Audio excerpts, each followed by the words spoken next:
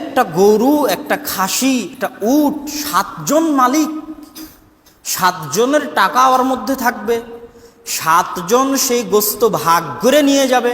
ইমাম মালিকের মতে বাতালাতিল উযহিয়া, এই উযহিয়াই বাতিল, এই কুরবানি বাতিল। একটা গরুর কি 7টা আত্মা থাকে? কেমনে 7টা আত্মা? যদি একটা গরুর 7টা আত্মা না থাকে, কেমনে 7জনের পক্ষ থেকে সম্ভব? এখন আবু হানিফা রাহিমাহুল্লাহর মাযহাবের সবচেয়ে শক্ত দিক, যেটা আমাদের দেশের হানাফি আলেম ওলামারাও বলে না, যে 7জন ব্যক্তি যদি একটা গরুতে অংশগ্রহণ করে, 10জন ব্যক্তি যদি একটা উটে অংশগ্রহণ করে, আর তাদের কোনো একজনের নিয়াতে ত্রুটি থাকে, সবার কুরবানি বাতিল হয়ে যাবে। ইমাম মালিক রাহিমাহুল্লাহর কথা হচ্ছে যে আমি নেকিতে অন্য কাউকে শরিক করতে পারি, দামে নয়। নেকিতে কিভাবে? ইয়াজুজুল ইশতিরাক ফিস সাওয়াব ওয়ালা ইয়াজুজুল ইশতিরাক ফিল উযহিয়াহ ওয়ালা ফিল লাহম ওয়ালা ফি লুহুমে বাহিমাতিল আনআম। যে ভাগ সম্ভব নেকিতে, ভাগ মালিকানায় গোস্তে সম্ভব নয়। ইমাম মালিক রাহিমাহুল্লাহর ফতোয়া। নেকিতে সম্ভব মানে আমি পরিবারের মালিক, আমি আমার নিজের ব্যক্তিগত টাকা দিয়ে একটা খাসি, একটা গরু কিনে নিয়ে এসেছি। এখন আমি আমার টাকায়, আমার মালিকানায় একটা গরু, একটা খাসি কুরবানি করছি, কিন্তু এই গরু খাসি কুরবানির নেকিতে আমার পরিবারকে শরিক করছি। ইয়াজুজুল ইশতিরাক ফিস সাওয়াব, এই যে নেকিতে আমি তাদেরকে শরিক করছি, এটা জায়েজ। কিন্তু একটা গরু, একটা খাসি, একটা উট, 7জন মালিক, 7জনের টাকা ওর মধ্যে থাকবে, 7জন সেই গোস্ত ভাগ করে নিয়ে যাবে। ইমাম মালিকের মতে বাতালাতিল উযহিয়া, এই উযহিয়াই বাতিল, এই কুরবানি বাতিল। এটা হচ্ছে ইমাম মালিক রাহিমাহুল্লাহর শক্ত ফতোয়া। কি জন্য ইমাম মালিক রাহিমাহুল্লাহর শক্ত ফতোয়া এটা? ইমাম মালিক রাহিমাহুল্লাহ মদিনাবাসীকে কোনোদিন এইভাবে ভাগে কুরবানি করতে দেখেননি, যেটার স্পষ্ট প্রমাণ মুয়াত্তা মালিকে যখন উনি উযহিয়া অধ্যায়ে আলোচনা করেছেন, সেখানেও আলোচনা করেছে। এবং আরো কিছু স্পষ্ট প্রমাণ পাওয়া যায় আব্দুল্লাহ বিন ওমর রাদিয়াল্লাহু তাআলা আনহুর পক্ষ থেকে। আব্দুল্লাহ বিন ওমর রাদিয়াল্লাহু তাআলা আনহুকে ইমাম শাআবী জিজ্ঞেস করছে, আল বাকারাতু তুজজিউ আন সাবআতিন, যে একটা গরু 7জনের পক্ষ থেকে সম্ভব। তখন ইবনে ওমর শাআবীকে বলছে, ইয়া শাআবী, আওয়ালাহা সাবআতু আনফুস, একটা গরুর কি 7টা আত্মা থাকে? কেমনে 7টা আত্মা? যদি একটা গরুর 7টা আত্মা না থাকে, কেমনে 7জনের পক্ষ থেকে সম্ভব? তখন শাআবী বলছে যে অমুক অমুক অমুক অমুক হাদিস, এটা হাদিস। তখন ইবনে ওমর রাদিয়াল্লাহু তাআলা বলছেন, এটা আমার জানা ছিল না, যে এইভাবে মানুষ 7 ভাগে কুরবানি করবে, এটা আমার জানা ছিল না। ইবনে ওমর রাদিয়াল্লাহু তাআলা জানতেন না যে 7 ভাগে কুরবানি মানুষ এইভাবে করবে। ইবনুল মুসাইয়িব, মদিনার বিখ্যাত তাবেঈ, তিনি কি বলছেন, মা কুন্না না'রিফু ইল্লা যাকা হাত্তা খালাতানা আহলুল ইরাক ফাদাহহু আন কুল্লি ওয়াহিদিন বিশাতিন ওয়া কানা আহলুল বাইতি ইউদাহুনা বিশাত। যে আমরা মদিনাবাসীরা যে একটা গরুতে 7জন কুরবানি হবে বা একটা উটে 10জন কুরবানি হবে, এটা আমাদের মধ্যে ছিল না। যতক্ষণ না আমরা কুফাবাসীর সাথে মিশ্রিত হয়েছি, কুফাবাসীর সাথে আমাদের সংমিশ্রণ ঘটেছে, ততক্ষণ আমরা এই আমল সম্পর্কে আমাদের জানা ছিল না। তো যেহেতু ইমাম মালিক মদিনার মানুষ, মদিনায় উনি এই আমল দেখেননি, এবং মদিনা এবং মক্কায় এই আমলের ব্যাপক প্রচলন ছিল না।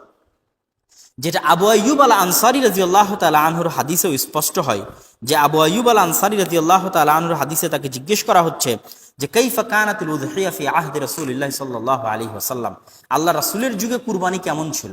তিনি বলছেন, আল্লাহ রাসূলের যুগে কুরবানি ছিল এক পরিবারের পক্ষ থেকে একটা কুরবানি।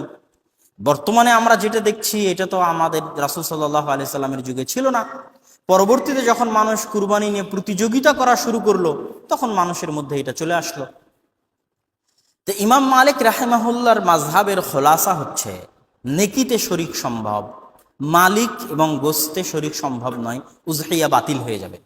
আবু হানিফা রাহিমাহুল্লাহর কি মত? আবু হানিফা রাহিমাহুল্লাহর মত হচ্ছে, একটা খাসি একজন ব্যক্তির পক্ষ থেকে সম্ভব, ওখানে পরিবার অংশগ্রহণ করতে পারবে না। একটা গরু 7জন ব্যক্তির পক্ষ থেকে সম্ভব, ওখানেও পরিবার অংশগ্রহণ করতে পারবে না। একটা উট 10জন ব্যক্তির পক্ষ থেকে সম্ভব, ওখানেও পরিবার অংশগ্রহণ করতে পারবে না।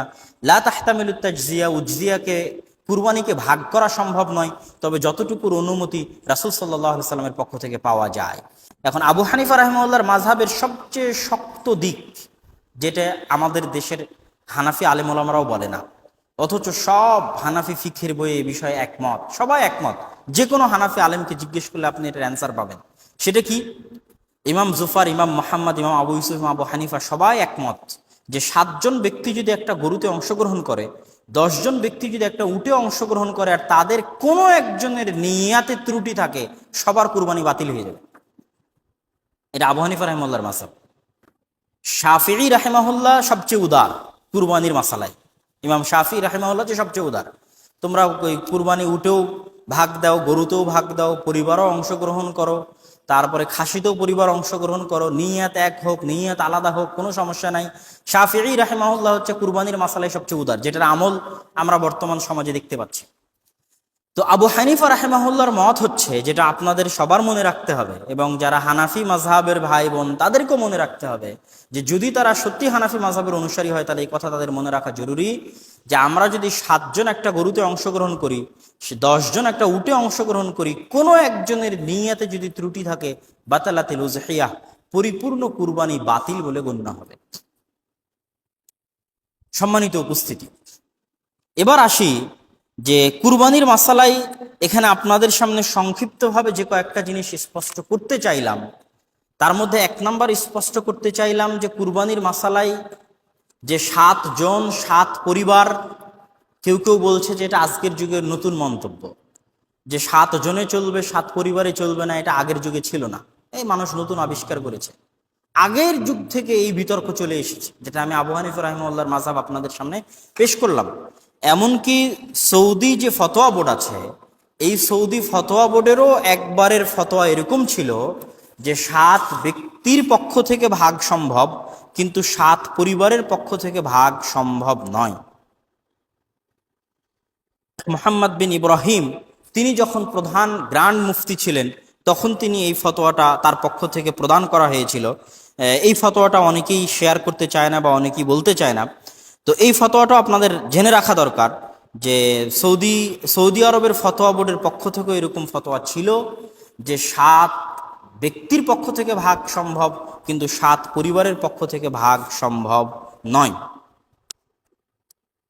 তো সব মিলিয়ে ভাগে কুরবানির বিষয়ে যদি আমরা জায়েজ বলি, বহু আলেম ওলামা জায়েজ বলেছে, ইমাম শাফিঈ রাহিমাহুল্লাহ জায়েজ বলেছে, আবু হানিফার ইমাম মালিক রাহিমাহুল্লাহর দলিল, তাদের মাযহাবের অবস্থান, সেটা আপনাদের সামনে পেশ করলাম। আমরা যদি জায়েজ বলিও, তবুও আমাদেরকে এটা মনে রাখতে হবে যে ইমাম মালিক রাহিমাহুল্লাহ, যেখানে উনি একটা পরিবার একটা খাসিতে অংশগ্রহণ করতে পারবে, এই মন্তব্য পেশ করার পরও ইমাম মালিক রাহিমাহুল্লাহ বলছে এটাই উত্তম যে পরিবারের প্রত্যেক সদস্য নিজের নিজের পক্ষ থেকে আলাদা কুরবানি দেবে। যেমন আমি আমার আব্বার সাথে আছি, ইমাম মালিক রাহিমাহুল্লাহর কথা অনুযায়ী আমার একটা আলাদা কুরবানি দেওয়া উচিত, আমার পিতার একটা আলাদা কুরবানি দেওয়া উচিত, আমার দাদার একটা আলাদা কুরবানি দেওয়া উচিত, আমার মায়ের একটা আলাদা কুরবানি দেওয়া উচিত। এটা ইমাম মালিক রাহিমাহুল্লাহ নিজে বলছে, যদিও উনি একটা খাসিতে পুরো পরিবার অংশগ্রহণের পক্ষে, তারপরেও উনি বলছেন এটা উত্তম যে পরিবারের সদস্যরাও প্রত্যেকে, যাদের সামর্থ্য আছে, যাদের টাকা পয়সা আছে, তারা হয়তো এক পাতিলেই খায়, এক বাড়িতেই উঠা বসা করে, তাদের প্রত্যেকের উচিত নিজের নিজের পক্ষ থেকে আলাদা আলাদা কুরবানি দেওয়া। এই জন্য যে এটাই হচ্ছে আসল কুরবানির ইবাদতের, এটাই হচ্ছে প্রথম অবস্থা, এটাই হচ্ছে মূল এবং প্রকৃত অবস্থা।